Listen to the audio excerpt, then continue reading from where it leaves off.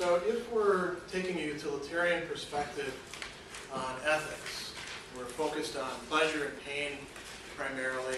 Remember, utilitarianism is a version of hedonism. We're interested in making evaluations. Moral evaluations are when you say something is good or bad, right or wrong, just or unjust. Even to some extent, if you say something is noble or base, certain things that we might consider aesthetic also can be moral evaluations. Say somebody has a beautiful character or an ugly character, right? That's still talking about moral issues. So when we're doing that, we want to look at some point in the semester, so this is the day when we're going to start explicitly doing this, we want to look at what are we actually evaluating, and then why. And I start out with action on the board, because if you think about the way many people carry out moral evaluation, and also the way that professional codes, a lot of you have majors that have some sort of professional code. If any of you are in psychology, sociology, business, anybody pre-med, or looking at nursing, anything along these lines, or maybe pre-law, they all have codes of ethics. And you can go online and you can find them, right? Anybody doing social work, there's a social worker's code of ethics. And those things always have to tell you about actions. You can do this, you can't do that. For instance, if you're a lawyer, what's something that you shouldn't do? Think of law and order. How do people get in trouble? Yeah. Break lawyer confidentiality. Yeah. What do they call it? Attorney-client confidentiality, I think is the formal term for it. You're right. And so if you actually get a legal ethics textbook, and lawyers actually in law school have to take a legal ethics class, they'll talk about not breaking confidentiality. It's a bad thing to do. It's focused on the action, just the action itself. It's not focused on other things. They say, do this, don't do that. What's something a lawyer should do? Like say a defense attorney. What should they do? Yeah. Fight tooth and nail for their client. Yeah. Generally in legal ethics book, it's not put quite so colorfully as that, but that's a good way to put it, right? They are usually framing it in terms of like provide the best defense possible for your client. But you're right, yeah, fight tooth and nail. And that's prescribing a kind of action, a certain mode of action. If you're a doctor, think about, you guys are all familiar with the Hippocratic Oath. What is one of the things that says that you shouldn't do as a doctor? Like really broad strokes. Yeah. Well, you're not supposed to just like you see somebody like on the side of the street like suffering, like or like kind of cracks, you're not supposed to just drive past them. Yeah. Doctors have a higher moral obligation than ordinary people to take care of somebody they find injured. Some states have things like Good Samaritan laws, and those are, prescribe behavior too, right? Good Samaritan law means if you're driving and you see somebody laying on the side of the road, you're supposed to stop and check on them, call 911 or something like that. The doctor should actually take care of them. So that's an action. It's not saying why the doctor should. It's not saying what consequences should come out of it. It's just saying they should do this. Now, if we want to think about why we say certain actions are good or bad, what do we usually focus on? What do actions produce? Consequences? Yeah. We often think of two different terms of use. We say consequences, and in our ordinary life, we often talk about that when they're negative, right? If you do this, there's going to be consequences. That's often what we say. And a more neutral term is outcomes. We talk about good outcomes or bad outcomes. And so often we evaluate an action by saying, well, it's a good action because it produces good consequences. Why should, the doctor stop and take care of somebody? Because, you might save their life. Makes sense, right? Why should the doctor not just pass by and say, I'm really busy, I've got a dinner engagement, because that would have bad consequences. That's on the front end. That's what happens from the action.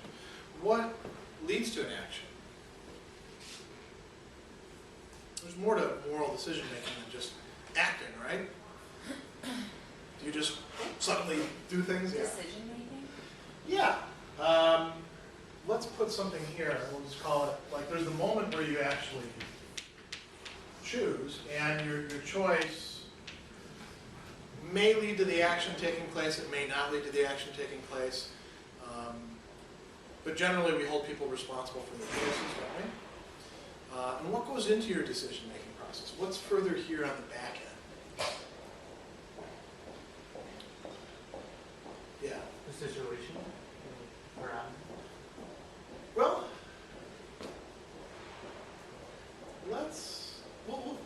all these things could be part of the situation. Yeah. Desire, very good. And we can frame this in terms sometimes of intention, or we talk about motive. And the desire may be just to do that kind of action, like if you walk down the hall whistling, and I go up to you and I say, "Why are you whistling? Give me a justification for your action." You may look at me like I'm crazy and say, "I just like to whistle, I don't know why I was doing it." Leave me alone, Dr. Sadler, right? Because that would be kind of a strange thing to ask you about. If you like throw a cup of coffee at somebody and walk out in a huff, and then I walk up to you in the hall and I say, "Why did you do that?" That would make a lot more sense for me to be asking about your motivation, wouldn't it? There are some actions we just do because we just like doing those actions. Like I tend to hum or whistle or tap my feet or things like that. I have no idea why I do that, but it just happens. You may have other habits like that. There's a lot of things that we do because we have desires or intentions, and this may come out of the situation itself. You get thrown in a particular situation, some of your desires now become active, some of them become engaged. And the desires are often to produce certain consequences, aren't they? You make friends with somebody at first, not because you actually like them, but because you're going to be stuck with them, you're roommates, and you can either be friendly or unfriendly. And how's the semester going to go if you're unfriendly compared to being friendly? Yeah, it's probably going to be a lot, less pleasant for you. So, the consequence, you could choose the consequence, and that could be part of your desire. And we can evaluate somebody on all these bases. Now, let's go back to the lawyer thing. The defense attorney who breaks confidentiality, right? That's a bad action. The legal code says you shouldn't do that. Why does it say that? Well, you could frame that in terms of consequences. It screws things up for the system. People don't trust their lawyers then. They're not going to get a good defense because they're not going to reveal everything to them. You could also frame it in terms of intention. Why did this person break confidentiality? Did they do it because their client is a serial killer and just revealed where all the other bodies are? That might be a good time to break confidentiality, right? You can solve, 20 other murders where the parents are worried where the children are. I wouldn't break confidentiality in that case myself. But I was ethical in like the legal system? Say again? Is that legally ethical? Can't you get in trouble? Legally ethical, meaning fitting the code of legal ethics. Yeah, you could get in trouble for it. Probably what would end up happening is they would make, when they decide the case, they would look at the intention. And they would evaluate it no longer just in terms of the legal code, but in terms of moral issues as well. Because legal codes very often don't very well embody moral codes. That's why we make arguments. This should go this way instead of this way. If you think about a different legal code, like the Ten Commandments, this is a great example for this. The Ten Commandments as such just prescribe certain kinds of actions, right? There's 10 of them and 10 classes of action, and some of them are what you're supposed to do on the Sabbath and how you're supposed to conduct yourself in a religious setting. And then there's the ones that have to do with neighbors, and they have things like don't kill people, right? You can translate it as don't kill or don't murder. and I suppose it makes a difference how you do that. Don't commit adultery, don't steal, don't bear false witness, honor your mother and father. Those are just prescribing certain kinds of actions. So if you want to say, is a person a good person or a bad person, and you're only using those rules, do they follow the rules or do they not follow the rules? Do they commit those kind of actions or other kinds of actions? Now, if you look at the setting of it, if you look at the context, let's say we take the one about false witness. Now, you know, how often are you in a case where you have to worry about bearing false witness or not? A lot of you involved in trials right now?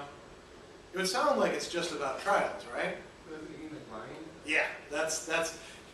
Now notice, we're saying at that point, it's not just about one specific kind of action. It's being understood to encompass a whole other range of actions. How do you know that? Well, if you read around, you know, in the Old Testament and the New Testament, you find it actually says, don't do this. This is what bearing false witness means. That's right? But then it gets a little bit broader. Why shouldn't you bear false witness? I mean, you know, let's say you're not convinced that you should follow that code. Let's say, I don't think it's bad. I don't think it's wrong. Why is lying wrong? Why is it bad? It leads to bad consequences quite often, doesn't it? What are some bad consequences lying at? You lie to somebody, how do they look at you? As a liar, and then what happens next time you want them to believe you? It ruins your reputation. Yeah, you can ruin your reputation. Oftentimes when we lie to try to get advantage or to get out of something that we shouldn't get out of. What kind of person are you going to become if you keep lying over and over again? There will be consequences for you with your own character, right? And we can also ask about the intention. Are all lies equally bad? Maybe actually some lies are good. You know, talk about innocent lies. The boyfriend, the old famous example, the boyfriend who's asked by the girlfriend who's placed in the impossible situation, do I look fat in this dress? Right? What can you answer? Is there any good answer to that? The truth. That would be, you've all seen the Abraham Lincoln one, right? Where Abraham Lincoln kind of deliberates about it. He says, yes, you do. I can't tell a lie. Yeah, I mean, telling the truth is good. But you're also, if you tell the truth, maybe you're hurting their feelings. Or the truth might be, no, you look great in the dress too, but then oftentimes we're not believed. No, you must be telling me what I want to hear or something like that. It's an impossible situation. Best thing is to just extricate yourself from the question. Are there other cases where you probably should lie? If the serial killer is knocking on the door and says, I want to kill your mom, where is she right now? Should you tell him where your mom is? I would tell him the exact opposite direction myself, wouldn't you? What do you think? That's about intentions. It's the same action, right? Lying. Maybe the intention could be good or bad. If we take a different sort of thing, the kind of things that show up in dramas or in plays, where somebody lies to another person to try to make them jealous or to get them into conflict with another person, is that a good intention? I mean, if you really like conflict, I suppose it is, but most of us would probably say no, right? Now, different moral theories are going to focus on different aspects of this moral. Kant, who we're going to look at in a couple weeks, he focuses almost exclusively on this. He says, I don't care what the consequences are. What I care about is the action itself and especially your intention. As a matter of fact, it's not even enough to do the right thing. You've got to do it for the right reason. You've got to do it because you place duty above happiness or desire or satisfying your inclinations. That's one way to look at things, yeah. Is this similar to like does the mean justify the end, does the end justify the means type thing, or is it? That could fit in here. Bentham would say the ends, you're thinking the ends justify the means. Because the means, Or like how Yeah, the means couldn't justify the ends. That would really be strange to think of. But anyway, yeah, Bentham and utilitarians are going to focus almost exclusively on consequences, right? Actions are not going to be good or bad in and of themselves. Like lying, for example. Is the lie going to have good outcomes or bad outcomes? That's the question that Bentham would ask. Whereas Kant would say, lying is wrong. It's always going to be a bad thing to do. There's a big difference between moral theories on this sort of thing. What consequences you're looking for might vary too. Like, if you're Thrasymachus and power is what's important to you, does this increase your power? Does this give you domination over other people? That would be the consequence you like. Does this allow other people to have power over you? That would be the consequence you don't like, right? If you're Bentham, what are you interested in? What are the key things and the consequences that you care about? We'll start with the same letter. Yeah. Pleasure and pain, right.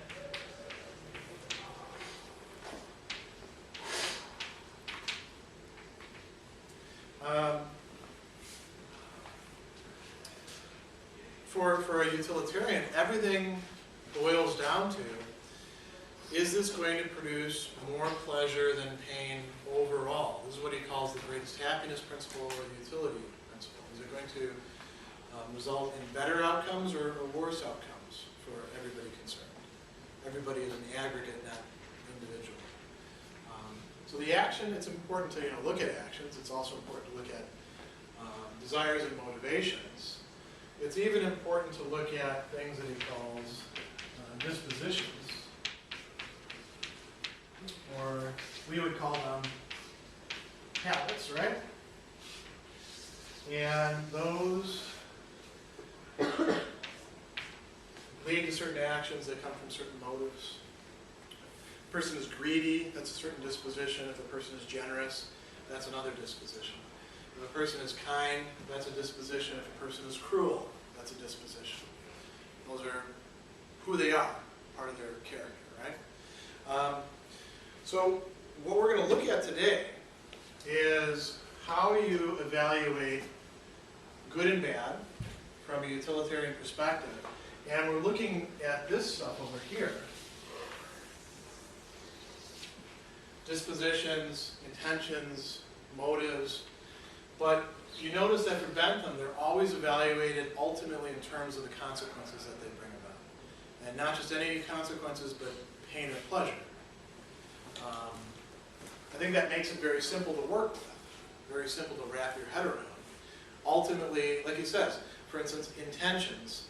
An intention could be a good or bad intention, depending on one of two things. The consequences it produces, or the consequences it's intended to produce, or the motive behind it. That's it. That's all you have for deciding for Jeremy Bentham. That makes for a pretty simple way of deciding moral issues, right? If you want to decide whether somebody's intention is good or bad, look at the consequences that they were trying to bring about, or look at the motive that you can tell is structuring their behavior.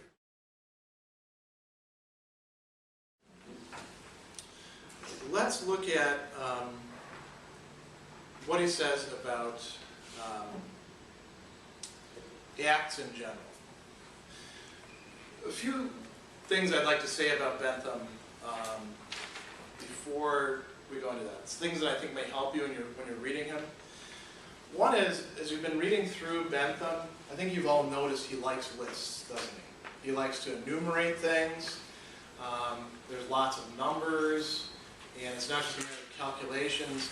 He gives you these catalogs almost of different motives or possibilities or pains or pleasures. Why do you think he does that?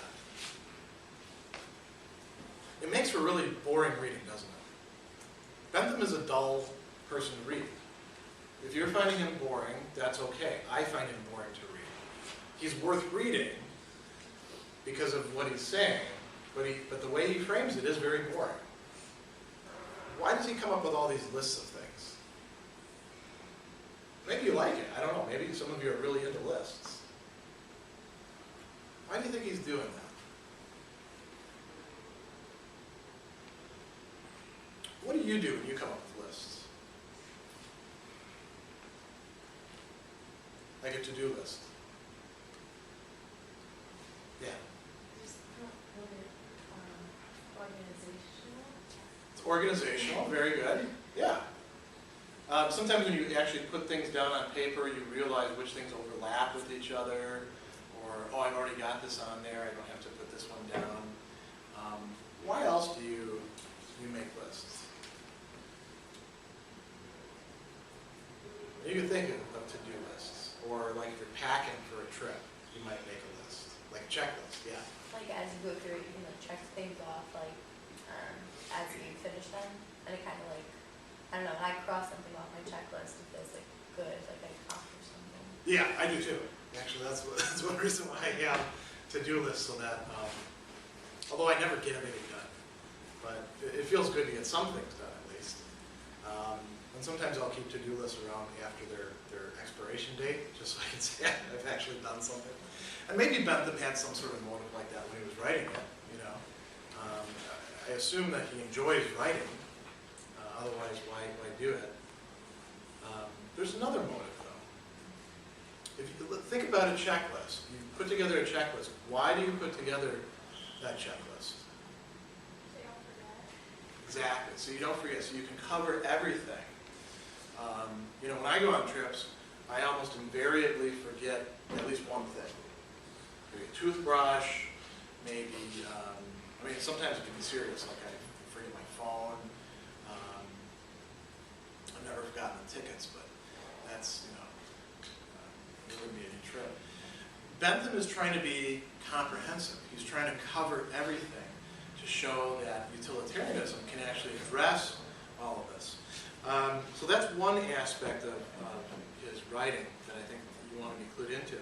Another aspect that I suppose I can apologize for a little bit is, you notice his diction, the words that he picks are not words that we ordinarily use. We've talked about this before with a few other authors. He's a Victorian writer, so he uses some words that you may have had to go to the dictionary to look up, and after you did, you realized that it was probably kind of a waste of time because they were very easy to express in our language. Like one of the ones that I like in particular is licorishness, which we're going to look at later. You know, a child can be licorish. What does that mean? Well, it means that they enjoy candy. You know, we say somebody has a sweet tooth. Bentham also has some assumptions that are rather Victorian about pains and pleasures. I don't know if you've noticed this when you went through. There's certain pleasures that he highlights and certain other ones that he sort of downplays. And maybe as we go through, if you see which ones, point that out. It's kind of an interesting thing to think about. The other thing is, you notice he also talks a lot about punishment in this section, right? Why do you think he talks so much about punishment? Is he into that sort of thing? Is he, you know, is he somebody who got his pleasure through somebody else's pain, like he was into S&M or, you know, something along those lines? Does that jive with, you know, the way he talks about other things? Probably not, right? He's not the Marquis de Sade. Somebody who's actually not that far from Bentham in time, actually. So why do you think he talks so much about punishment? There's a historical connection here. Anybody have any ideas? Where do we punish people the most?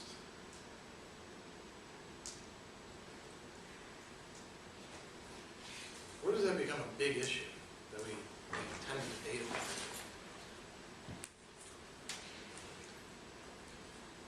It's not coming to mind because none of you spent a lot of time there. We're in those sort of contexts. What's that? Prison. Prisons are one place where punishment is supposed to be carried out, right? Penitentiary is a place where somebody is supposed to be penitential. They're supposed to be atoning for what they've done wrong. A prison is a punishment that we give to people. You know, do this sort of thing, 25 to life. How do you get to prison? Yeah. Commit crimes. Okay, so we have prisons as an endpoint, crimes, and then what's the connection? What has to happen in between for somebody who commits crimes to end up in prison? There's a trial and some sort of procedure, the police are involved in some way. So the justice system. Bentham was very concerned with the British justice system and the prisons. As a matter of fact, he was a prison reformer. And the British legal code at that time was very punitive. You could get very high penalties for very small crimes, and the judges did not appear to be particularly interested in why you had committed the crime. So if you robbed somebody because you had to buy medicine for your children or keep your children from starving or something like that, judges didn't care.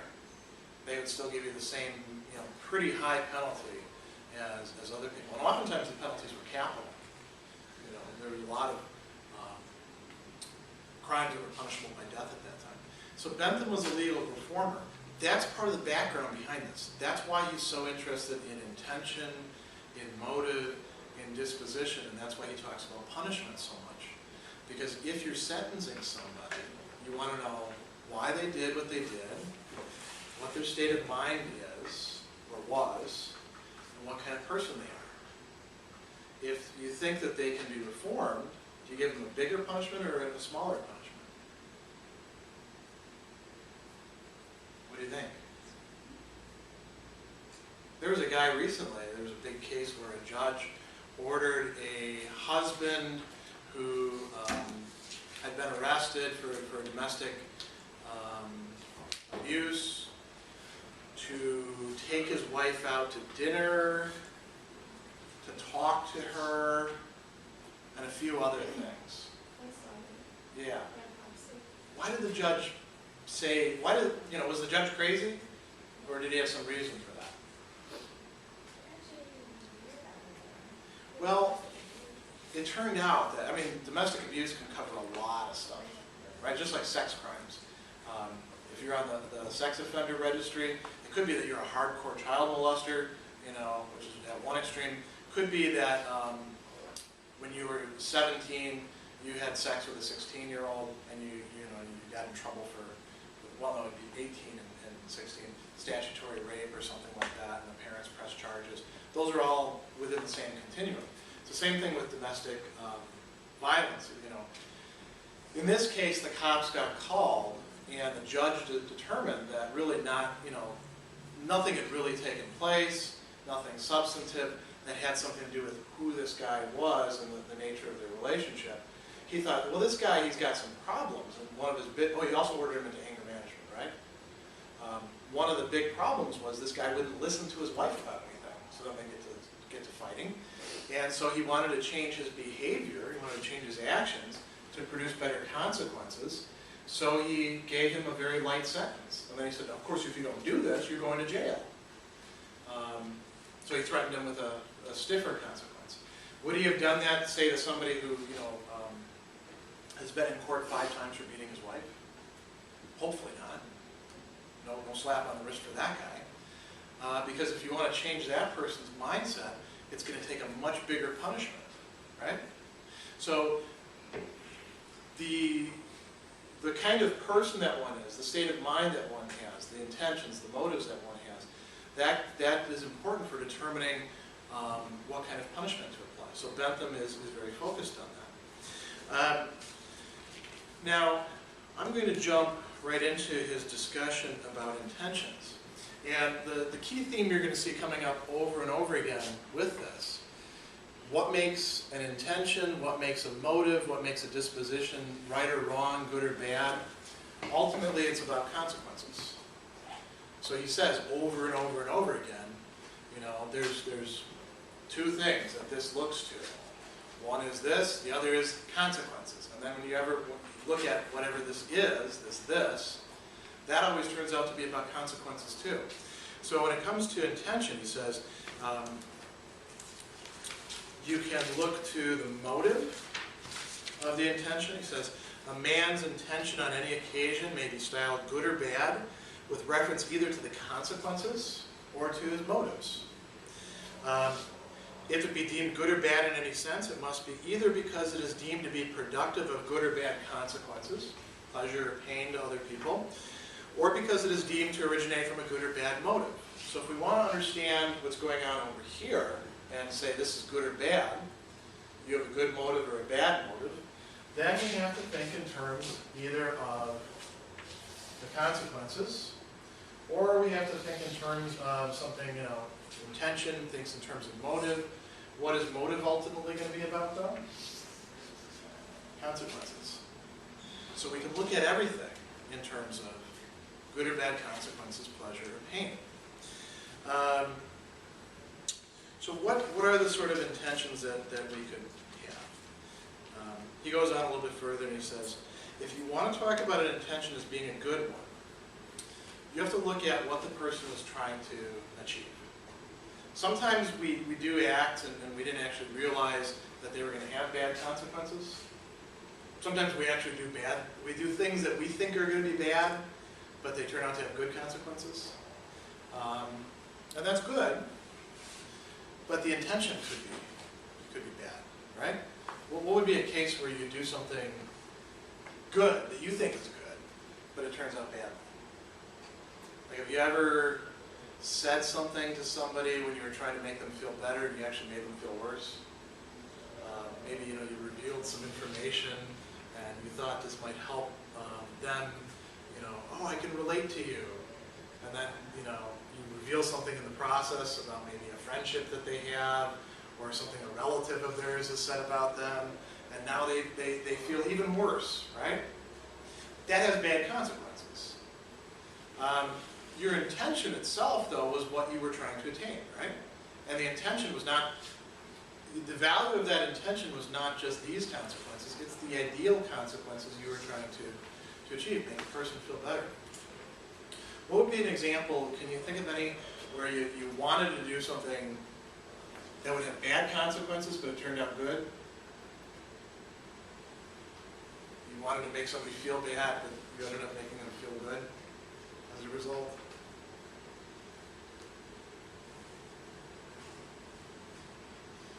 I can think of one, it still does involve some pain. Do any of you know people who like to fight? Like to argue? Yes? Maybe somebody who had roommates like that? Yes? No? So, let's say you're on opposite ends of the political spectrum, you find something, they're a big whoever supporter. We'll pick somebody who's dropped out of the presidential race. They were a big Michelle Bachmann supporter, right?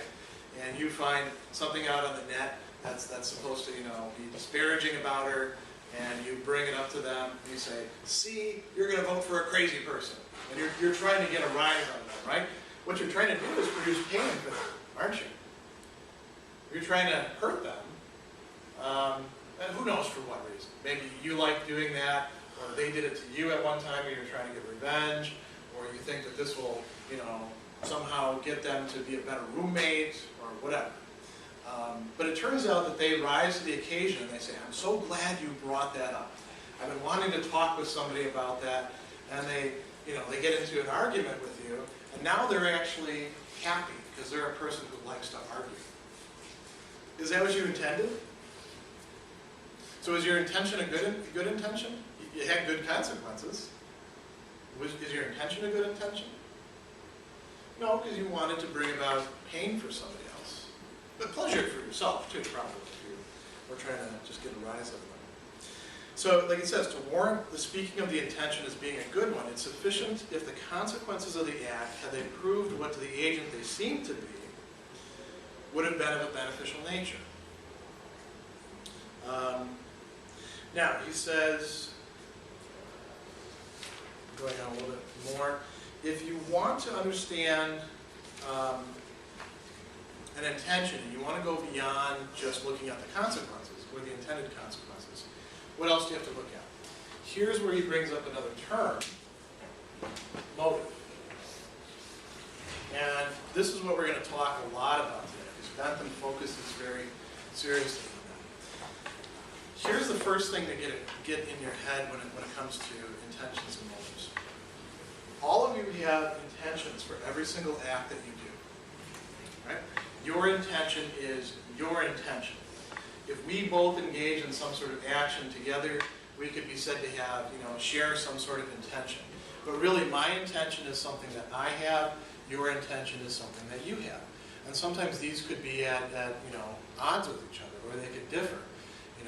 If we decide to go to the store, you may go along with the intention of passing some time. I may go along with the intention of buying some piece of hardware that I need. We don't always have to share the same intentions. Our intentions are, you might say, personal. They are individual. Motives are things that we all share in general. And we can talk about human motives as being sort of constants of human nature. Now, the motives may be stronger or weaker in each of us, but we all, more or less according to Bentham, have the same basic human makeup. So we all share the same basic motives.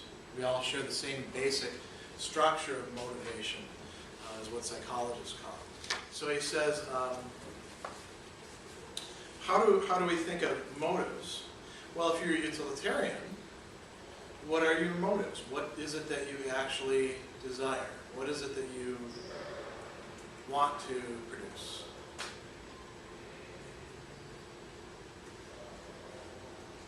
We had it just a moment ago. Pleasure, right? Every motive that you have is either, for Bentham, is either to attain some sort of pleasure or to avoid some sort of pain. That makes sense, doesn't it? If you're a utilitarian. Because pleasure is a good, like he says, pleasure is in itself a good, even setting aside immunity from pain, the only good. Pain is itself an evil, and indeed without exception, the only evil. Or else the words good and evil have no meaning. So motives are actually pleasures and pains of one form or another. Let's look at what he sets out then as these different motives. And I'm not going to assume that you have along the reading selection, which is what I'm taking this stuff from. Let's look at these different motives.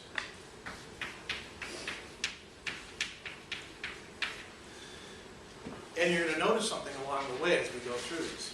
So he talks about, I don't know all this, pleasures of sense. What are pleasures of sense? Seeing, hearing, smelling, tasting. So, you all like to eat certain things. I like to drink coffee. That's a pleasure for me. What's something I don't like to drink?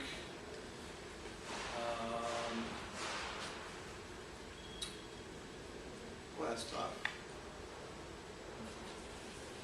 I don't like that soy milk stuff. It's got a weird texture for me. Maybe some of you like that, right? That doesn't really produce pain, but it's certainly not pleasant for me. So we are motivated quite often by wanting to attain certain pleasures. Why did I go and buy myself some coffee? In part because I wanted to be awake and alert, but I already had some coffee this morning. Did I actually need to go and buy another cup of coffee? I like to drink coffee. When I'm giving a lecture, I like to have that pleasure of taste every so often. That makes the day nicer for me. I think all of you can relate to this, right? Why did you pick the clothes that you're wearing right now? I think most of you are wearing comfortable clothes, right?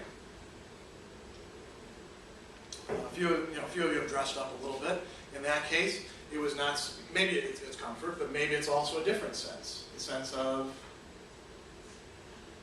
go ahead. If it's not the sense of, say, touch, comfortable clothes, why else do we wear the things that we wear? Because they, sense of sight, they look good, right? As a matter of fact, this whole fashion industry that we have, and Marin is a big fashion school, what's it focused on? Is it just about making comfortable clothes? They're not comfortable? Yeah, I think high fashion quite often isn't. Nor are they durable or things like that quite often. But they look good, don't they? And people like them. That's a motive, satisfying our appetites for sensual desires. So he says, in particular to the pleasures of taste or palate corresponds a motive. And this could be, this could be looked at in a good sense, or it could be looked at in a bad sense. We have good words for this, we have bad words for this. If we call it hunger, is that a good word or a bad word? Neutral, right? Somebody's hungry, you're not saying he's a good or bad person. What if you call somebody voracious or gluttonous? Is that good or bad? It's bad, right? Because gluttony is one of the 7 deadly sins, or the 8 capital vices that the 7 deadly sins came from. But notice, it's the same motive for Jeremy Bentham. He gives you some examples. He says a boy who does not want for victuals, that means that the kid's not starving, steals a cake out of a pastry cook's shop and eats it. In this case, how would you evaluate his motive? It's a bad one, right? He did something bad. He produced some pain for somebody. He produced some pleasure for himself, but he produced pain for the pastry shop. If it be asked what it is, it may be answered perhaps licorishness, meaning that the kid likes sweet things. A boy buys a cake out of a pastry cook shop and eats it. What's his motive now? Is it good or is it bad? It's really neither, he says. Unless his master be out of humor with him. This is a case in which the boy is an apprentice. Then perhaps he may call it licorishness as before. In both cases, his motive, this is the key point, his motive is the same. What is his motive? Getting that pleasure. So you can't actually say for that motive whether it's good or bad in itself. You have to look at the circumstances. You have to look at the consequences that it produces. If it produces good consequences, it's good. If it produces bad consequences, it's bad. Then he talks about the pleasures of the sexual sense. That's kind of funny to talk about that, right? Do we have a sexual sense? Bentham apparently thought we did. And he says, this corresponds to the motive which in a neutral sense may be termed sexual desire. And again, if you say sexual desire, is that a good word or a bad word? Neither, right? In a bad sense, it's spoken of under the name of lasciviousness and a variety of other names of reprobation. We don't say lasciviousness, we say a whole bunch of other things, right? We're not going to go into those because, this is going to go on YouTube. But you can think of all sorts of words that we use, right? Think of words that we use to describe somebody, if we want to be negative about them, who indulges themselves too much in that respect. Can we talk about this in any good senses? We're going to talk about somebody having a healthy libido, right? This is neither good nor bad in itself. Again, this depends on the consequences. He uses the example there of 2 people have sex, right? And in one case, the man is, he says ravishing. He means raping someone. That's bad, right? Why? Because it's producing pain overall. It's producing pleasure for the person who's doing it, but it's producing more pain than pleasure, so it's bad. Now they're married, and not the same people. Same example, 2 people having sex. They're married, both of them want to. Now it's good. Or Bentham says, at least not bad, which is perhaps an expression of his Victorianism. So once again, is the motive good or bad? We have to look at the consequences. He talks about another thing that we desire, wealth. He calls it pecuniary interest. Do we have bad names for somebody who's motivated by the desire for wealth? Or do we have bad names for that desire itself? Yeah.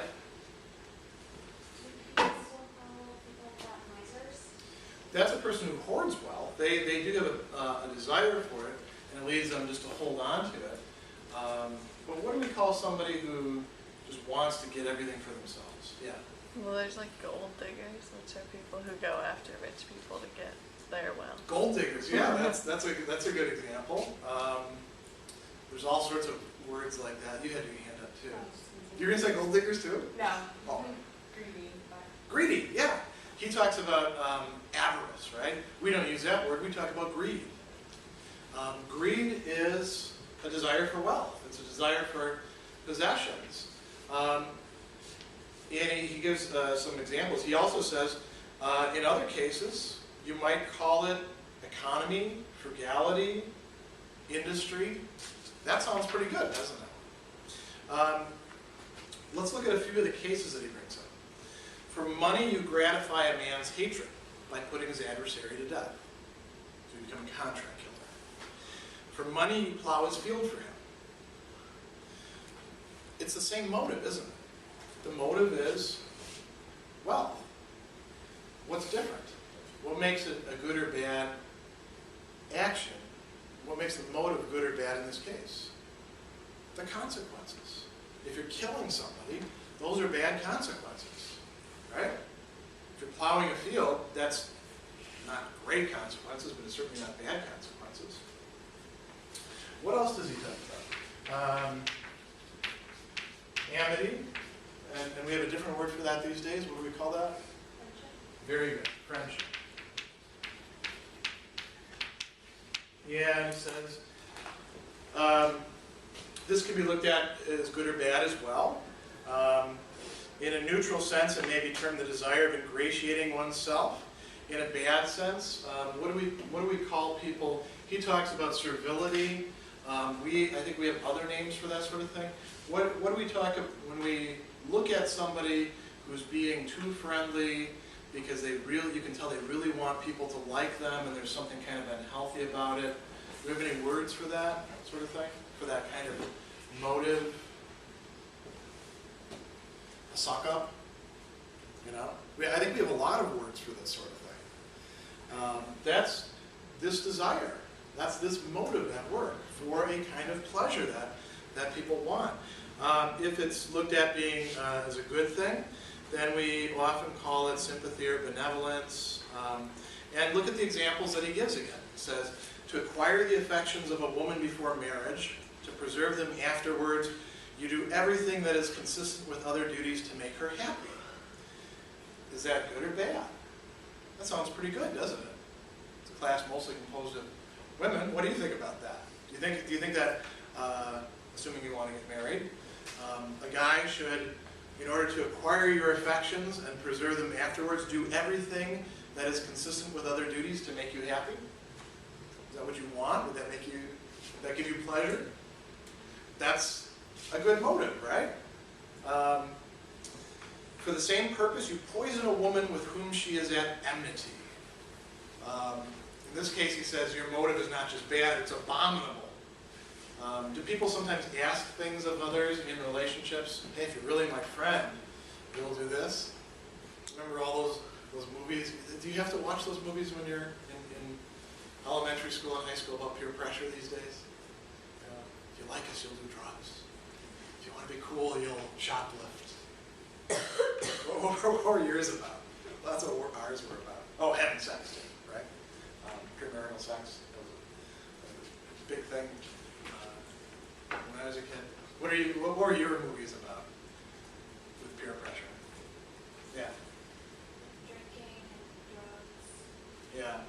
Well, People bullying. not happy with the premarital sex videos, instead they like gave us a little lecture on that, but yeah. You know, and the basic idea is, what is peer pressure? It's wanting to fit in with other people. It's wanting to be friends, right? So it could be good or it could be bad, depending on what it motivates you to do. He also talks about having a good name or reputation.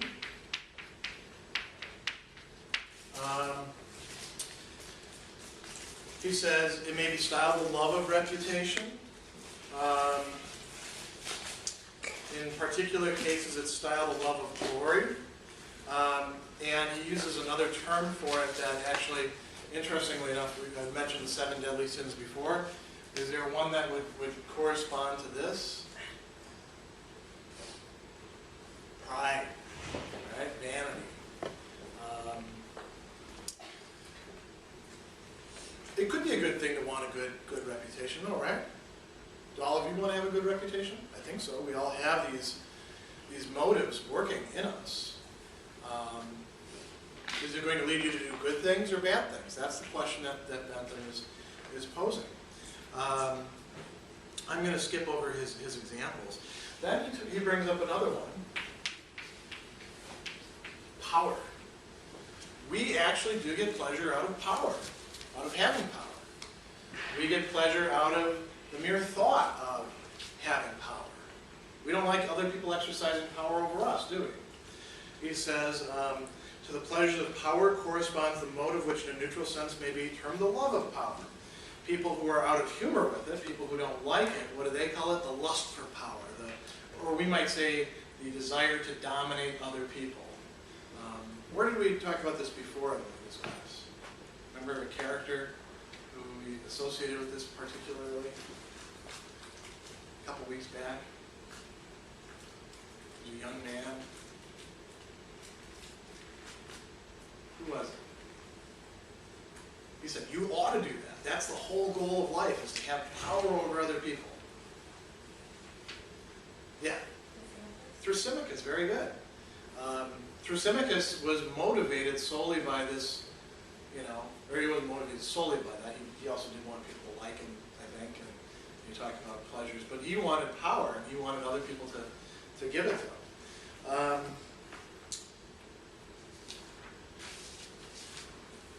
Let's see, I'm going to skip over the religious sanction. And he talks about sympathy as well. Yeah, this is an interesting one.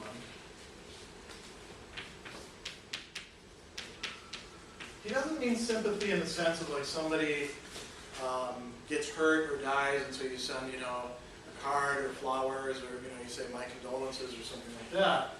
He means sympathy in the sense of feeling for another person. So it's broader than that. It would include that, right? But it would also include caring about how they feel in general. So somebody retires. Do you throw a good party for them? That would be a question of whether, for Bentham, you're a sympathetic person or not. If you say, screw them, I'm not going to have to see them anymore, they're retired, you're probably not a sympathetic person. You don't really care about how they feel. If you do that, if you actually do throw a nice party for them and you say, we're going to miss you, all that sort of stuff, you probably are a sympathetic person. Another term that he uses here is benevolence. And what is benevolence?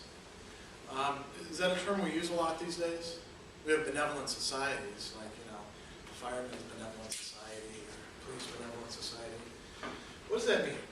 That's a good term to clarify early on. If you're benevolent, yeah. You're charitable or generous. Yeah, I think those would be aspects of it, being charitable or generous. That's very good.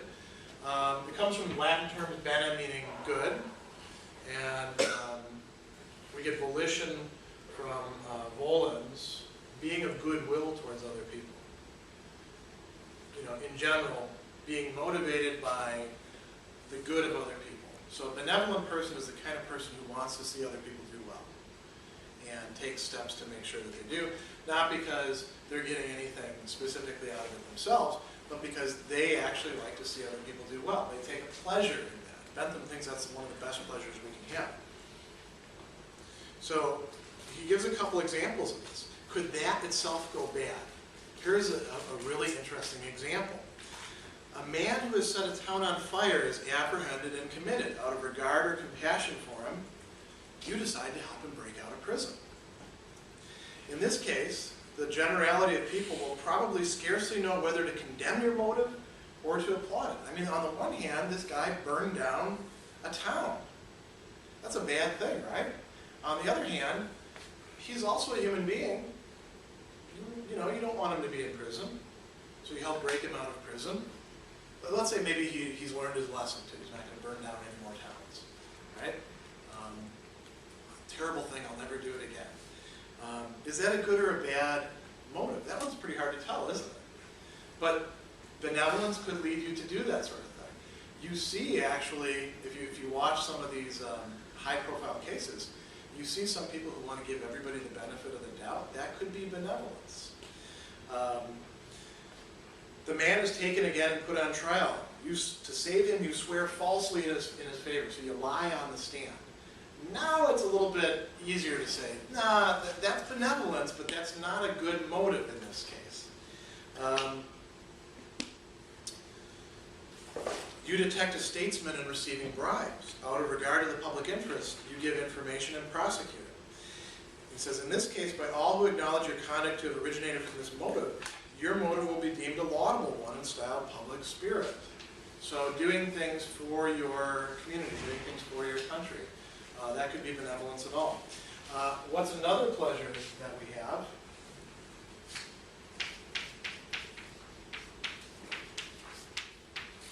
Malevolence.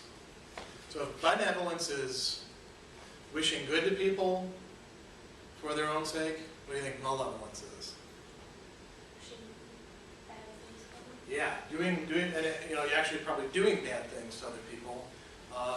What are some examples of this that you can think of? Everyone talks about bullying these days, right? A bully is a malevolent person. They are motivated by the desire to make somebody else feel pain. That's why you bully people. Also, I suppose, to have a sense of power, right? It could also be, friendship. You want other people to like you, so, you pick on the kid that everyone else picks on. But quite often, people are motivated by malevolence. What are other forms this could take? Cruelty. You see some kids, most kids go through a period where they hurt animals. I don't know if you guys know this or not. When you were a kid, if you pulled the wings off of flies or you pulled grasshoppers apart, that's okay. You're not crazy. You're not, liable to be, a very cruel person or even a serial killer later on. If you were torturing dogs and cats when you were 12 years old, there's probably something seriously wrong, right? Do you know kids like that? They're motivated by a genuine desire for malevolence. People do, in fact, Bentham is just talking about what human nature is like. People do, in fact, take a pleasure in inflicting pain on other beings. This is part of the human makeup. Actually, infants go through this. They call it infant sadism. They do things. Like, when I was a kid, I remember going up to my dad and just hitting him one time, just to see what would happen.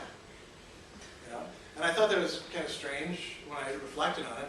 And then I noticed that, my kids will do that every once in a while. They'll just because I'm big and so they know I can take it. I think that's part of it. We're kind of physical. We'll wrestle and stuff like that. But every once in a while, my son will just I'll be laying on the bed and he'll jump on me, right? Is he doing that because he just wants to wrestle and that's part of our friendship? No, he's a human being. We are predator animals. We actually do have this side of us. The key is to not make that the whole core. That's what the person who's a sadist or a bully is. Now, he also talks about pains as being motives.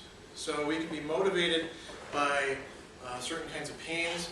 He talks about the wish for self-preservation, the desire of preserving oneself from the pain or evil or death in question.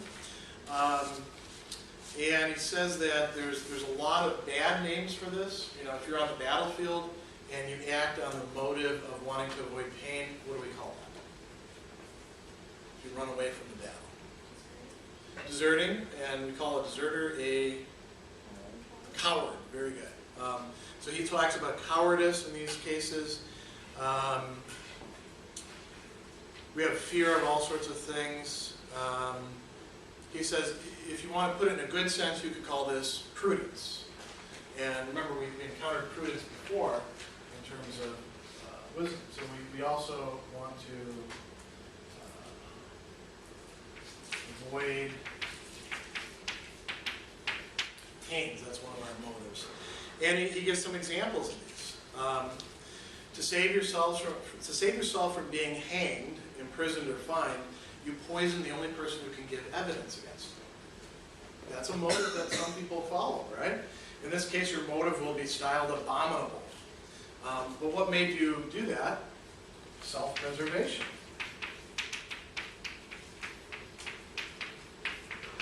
So is self-preservation necessarily good or necessarily bad?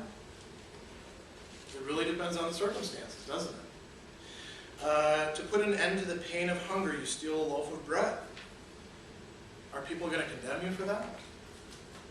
What do you think?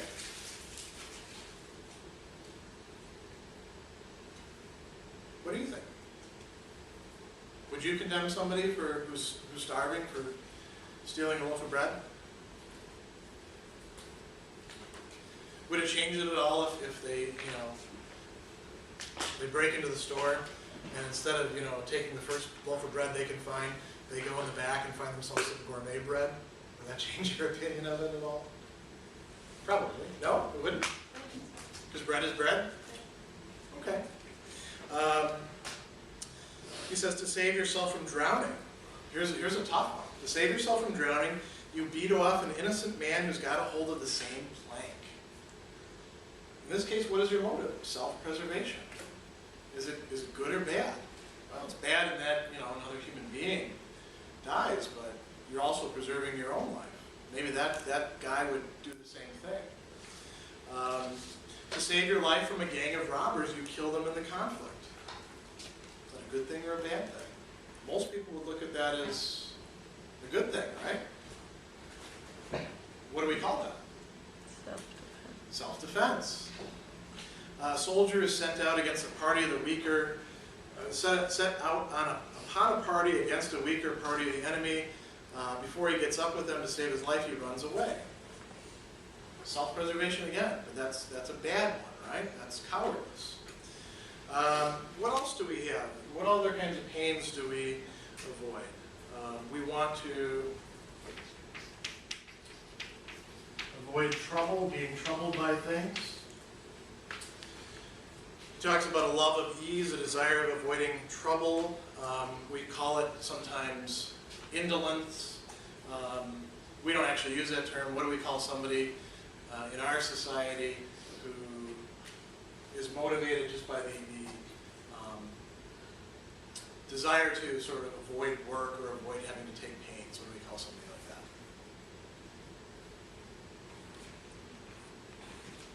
Somebody who doesn't do much because they like to... Lazy. We call it laziness. Yeah, that can be a motive. Sloth is another classic term for it, right? Like it says, to save the trouble of taking care of it, a parent leaves his child to perish. In this case, everyone's going to say that's a terrible motive, right?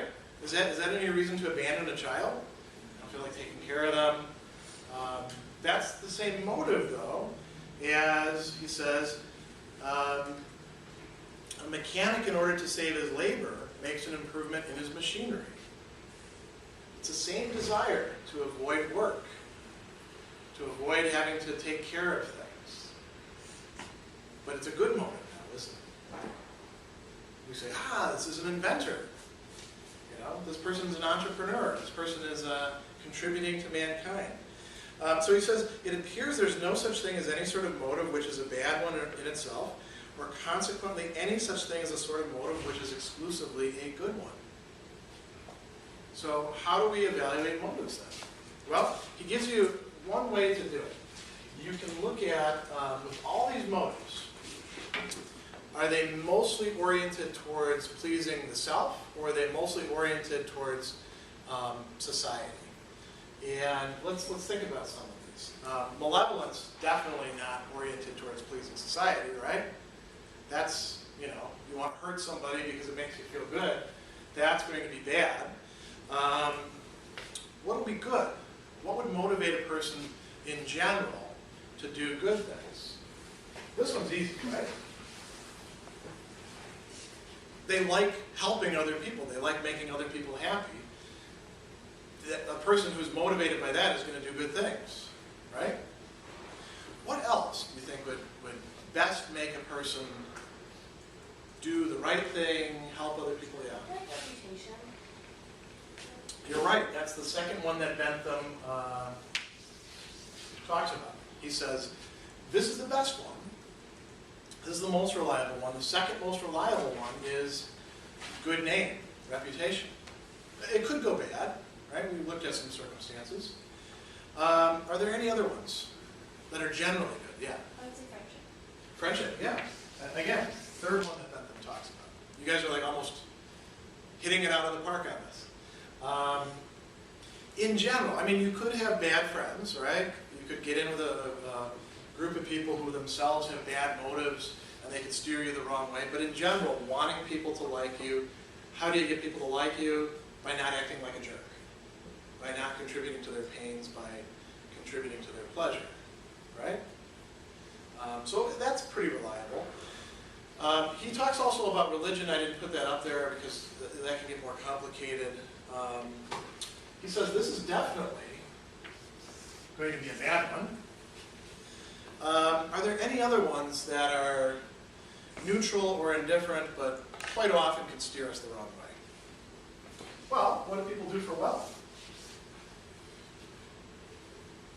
That can steer us the wrong way pretty easily, can't it? What about, sensual pleasure or sex? Desire for sex? Can that get people into trouble? You see it all the time, right? This is what we make movies about. Self-preservation. Neither a good thing nor a bad thing, right? We saw that it can lead you to do terrible things. It can also lead you to do good things. What about love of power? Is that necessarily a bad thing? It could be a good thing. Right? He says this method of arrangement is not perfect, and the nomenclature is not that good. So he says we should look at these in terms of the influence they appear to have on the interests of the other members of the community, laying those of the party himself out of question. So we call them social, dissocial, and self-regard. And so the ones that we circled, like sympathy, goodwill, love of reputation, friendship, those are what he calls social motives. Those are the kind of motives that lead us to live well together with other people in society, because we're looking at their pains and pleasures more than just our own. Our pleasures are actually oriented towards doing right by them, towards producing more pleasure than pain for them. Displeasure, if you are a person who really likes hurting other people, you're not going to be very well socialized, are you? You're not going to be somebody who you would necessarily want in society. That's going to be much more self-regarding, or that's going to be dissocial.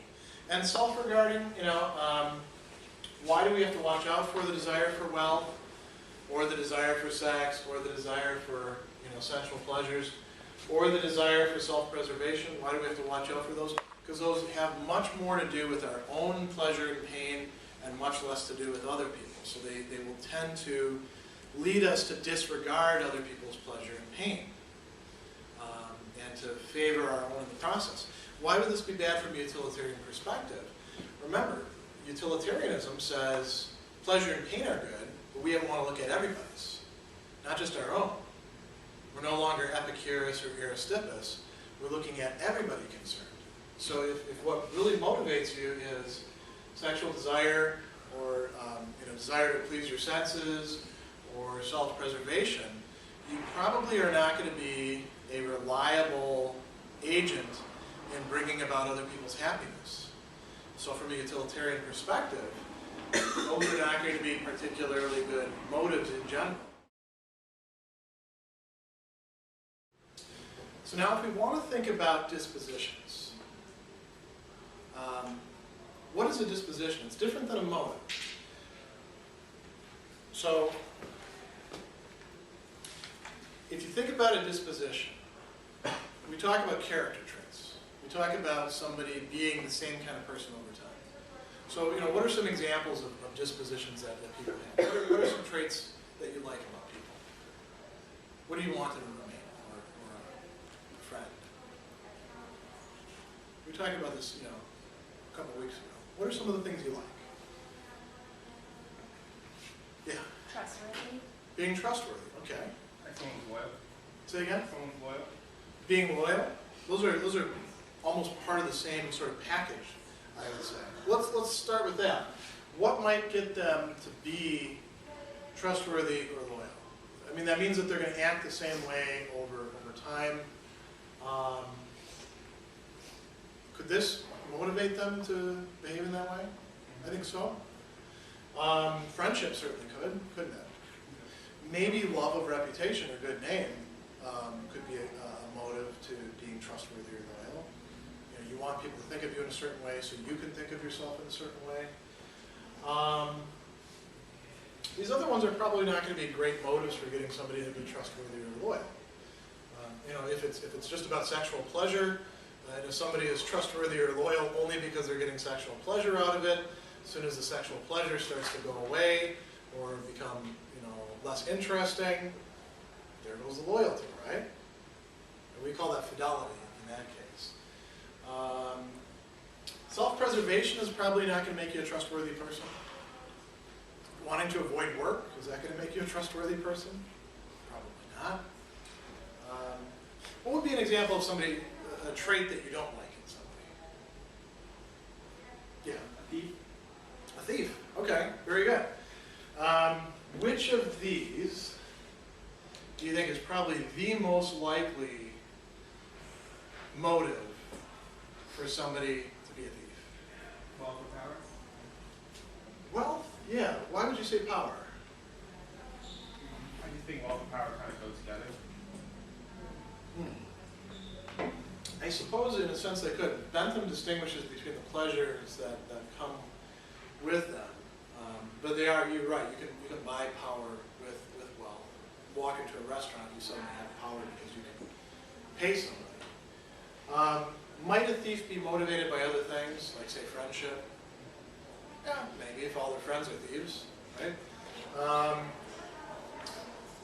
If they're in some weird kind of society where having a good name depends on being a really good thief, I suppose that could fit in. I think self-preservation could fall in, like the classic, if you were starving, you just steal bread. I think so too, yeah.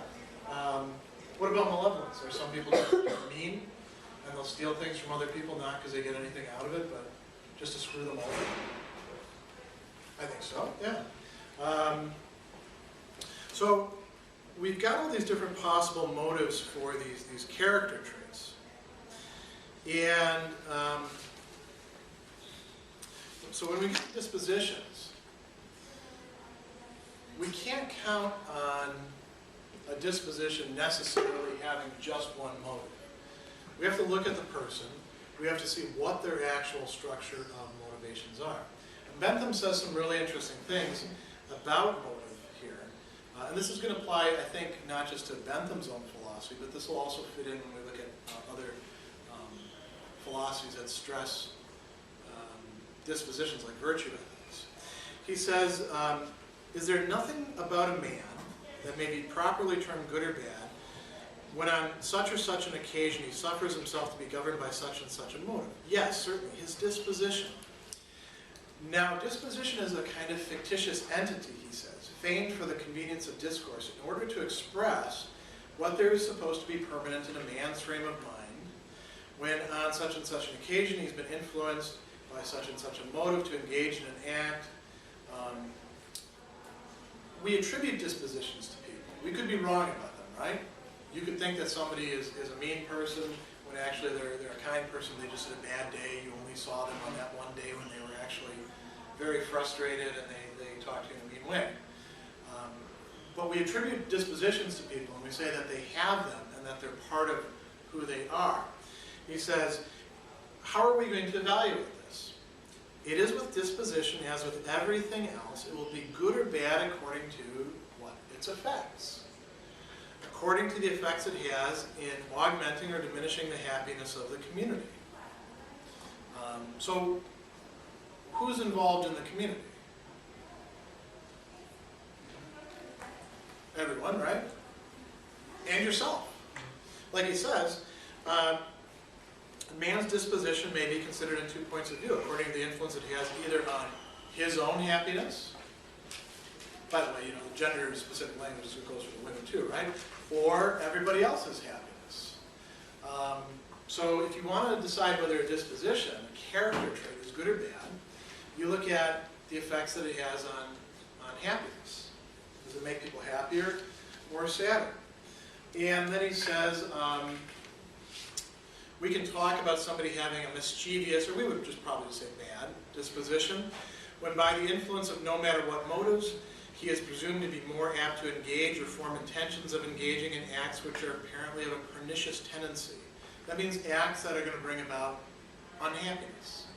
If somebody is the kind of person who will, in general, act or intend to act in such a way as to produce more harm than good, then they're a bad person. That's a bad disposition, according to Bentham.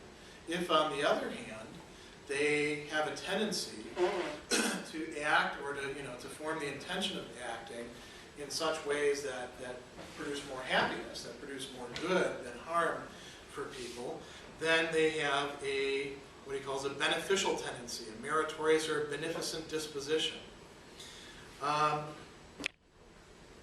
So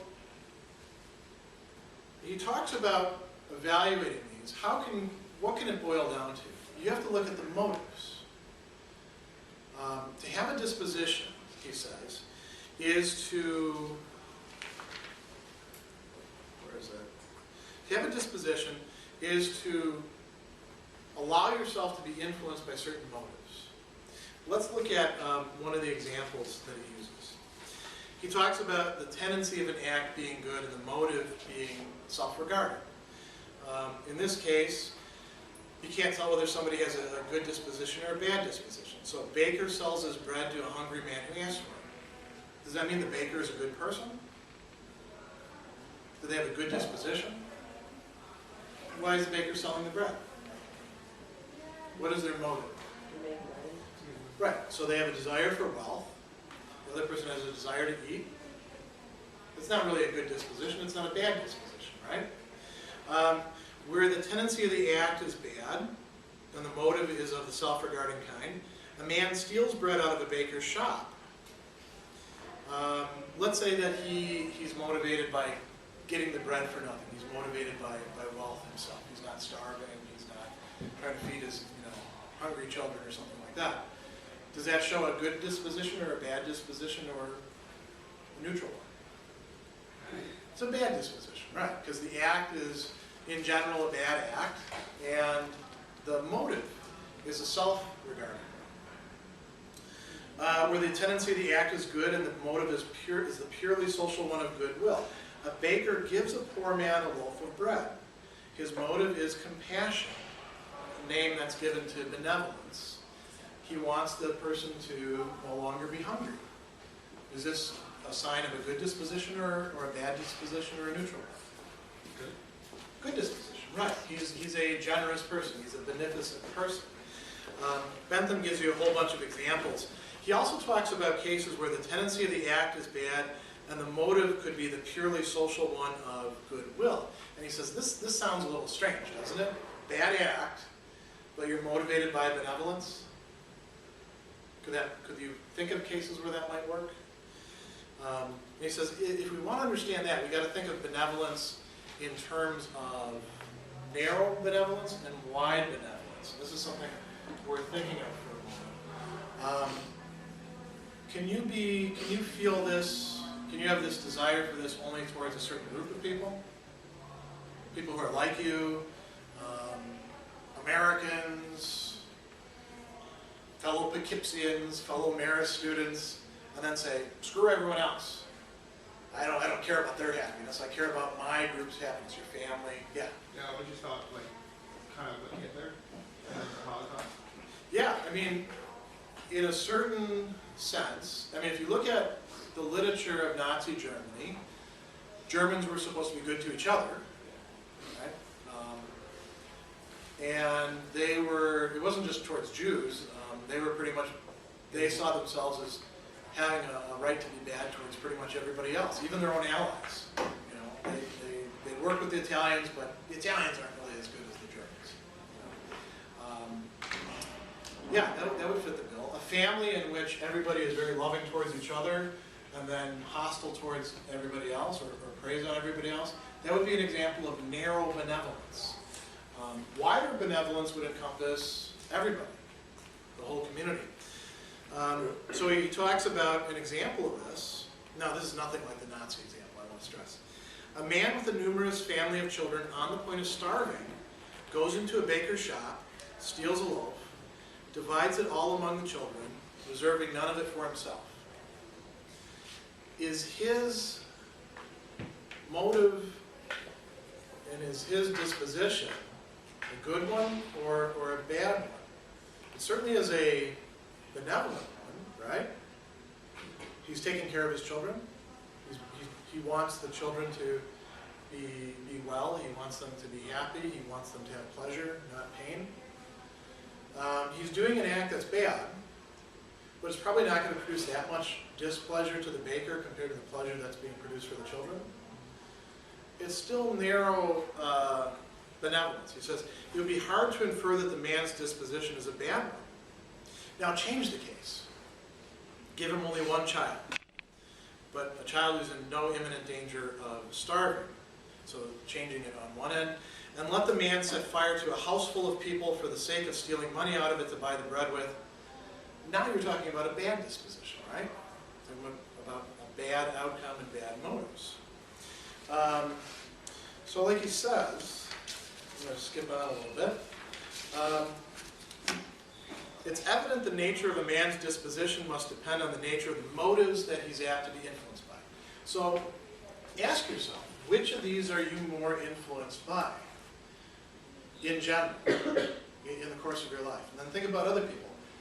Which of these influence people more? There are probably some people who are more motivated by benevolence, right? I think you know some. Do you know some other people who seem to be mostly motivated by malevolence? Mean people? Do you? No? Maybe in just plays or movies or cartoons or stuff like that?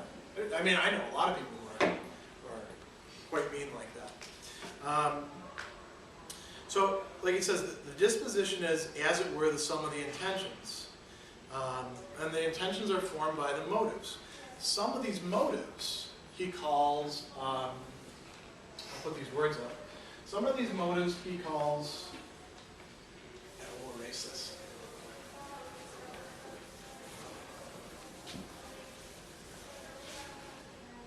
Motives can be seducing,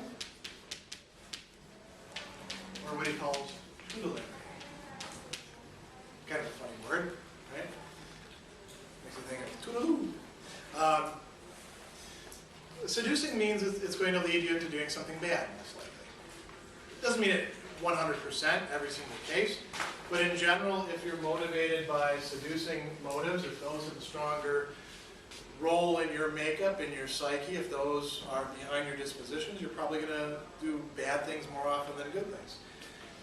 Tutelary, a tutor does what with you? They help you in what way? They help you to study, they help you become better educated, they help to form you. So he talks about a seducing, or he also calls these corrupting motives, and these can also be called preservatory or preserving motives. And he says, there's no sort of motive by which a man may not be prompted to engage in acts that are of a mischievous nature. So every single motive could be bad in one way or another, depending on its outcome. But are there some motives that you can rely on consistently to be leading people towards the good? What's the number one, you think, for him, that we had on the board before? You can just pick one. To implant in human beings. Sympathy. Yeah, or benevolence. Provided it's, broad benevolence, right? If that was the only thing we had in our nature, we'd always get along, wouldn't we? I think you can probably figure out that one of the worst corrupting motives is going to be malevolence, right? If you allow yourself to be primarily focused on hurting other people, from a utilitarian perspective, you're going to be a bad person.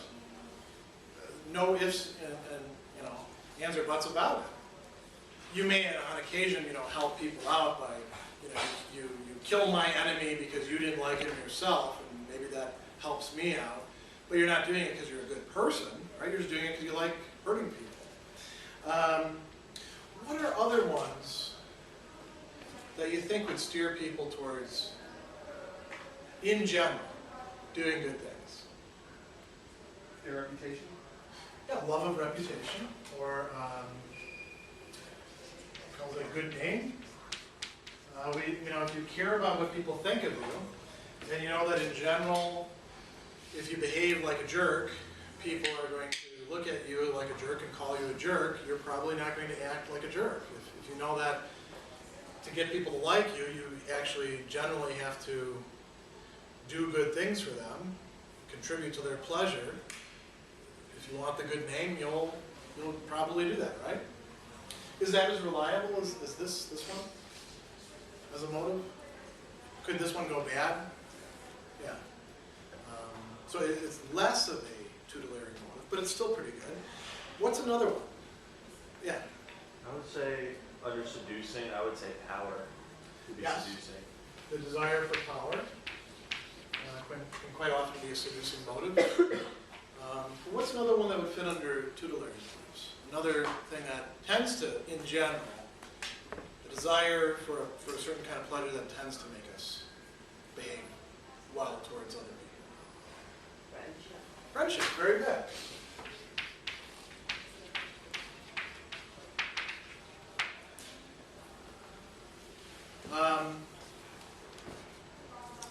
These are the ones that he talks about. He also, considers a few other ones.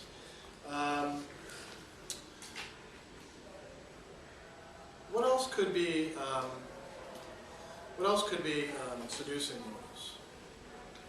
Yeah. Well, Yeah, I think that he thinks that quite often. If that's your main thing that's driving you, you're probably going to, in general, produce less happiness than happiness.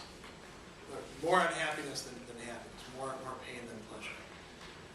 You'll produce more pleasure for yourself because it's a self-centered motive. So is power.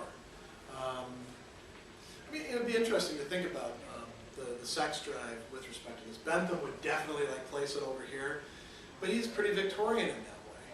Maybe, it does lead to relationships quite often. Maybe it's somewhere in between here, right?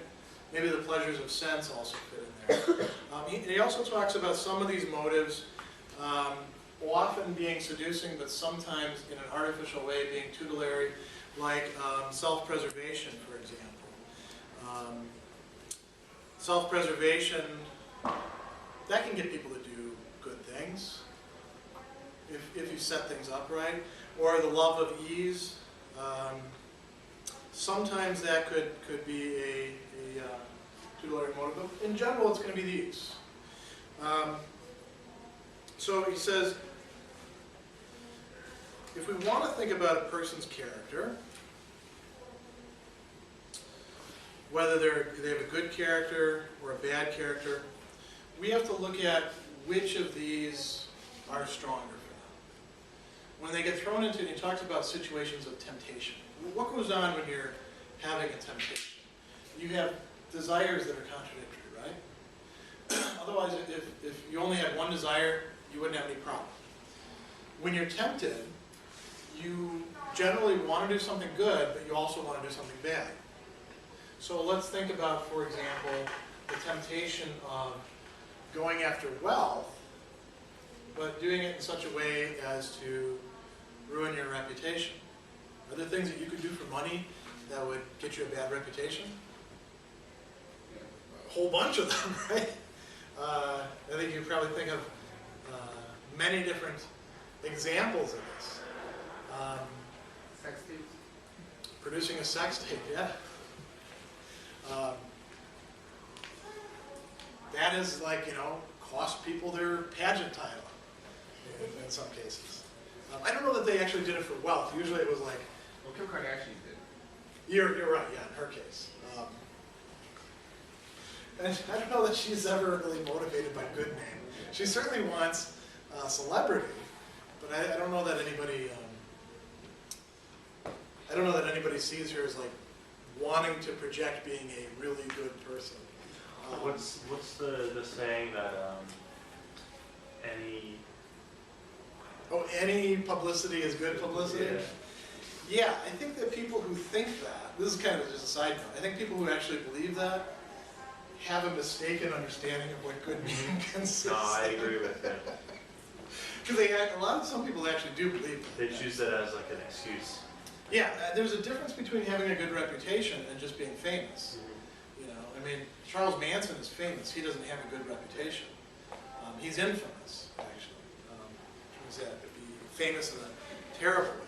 So, when it comes down to it, to sum all of this up, for utilitarianism, we've looked at how you can evaluate actions, how you could evaluate states of affairs or policies, things like that. Now what we've looked at today is how you would evaluate a person's personality or character or their structure of motivations. What makes them act the way that they do. And so you see that from a utilitarian perspective. What does it always boil down to? What are the two P words? Pleasure and pain. And it's not just one's own pleasure and pain, it's everybody's concerned. And you know, it can have circuitous routes. I mean, with intention you can say, well, it's the consequences, pleasure and pain, or the motive. But then what does the motive boil down to? Does it produce pleasure or pain? With dispositions, it's the motive again. Some of these motives are generally good motives, some are bad motives. But why are these good motives? Because they lead to producing pleasure, not just for yourself, but for other people in general. And why are these, in general, bad motives? Because they tend to produce pleasure just for yourself at the expense of other people's pleasure or at the cost of other people's pain. That's pretty much it for quantitative utilitarianism. This is Bentham's system. So if you wrap your head around that, which does take a little time, it is, I admit, a little bit impeded by the fact that Bentham is very boring to read. Did you guys find that? Lots and lots of lists, lots of Victorian language. But if you wrap your head around it, you see it's a very powerful moral theory. It's not one that I myself actually hold as my moral theory, but I can certainly see the value in it. It allows you to decide things very easily, doesn't it? You can always look at pain and pleasure, which is generated, which is taking place, which is being produced, which is predominating. That's one very easy way to decide things from a utilitarian perspective. So that's where we'll leave off. And have a good weekend.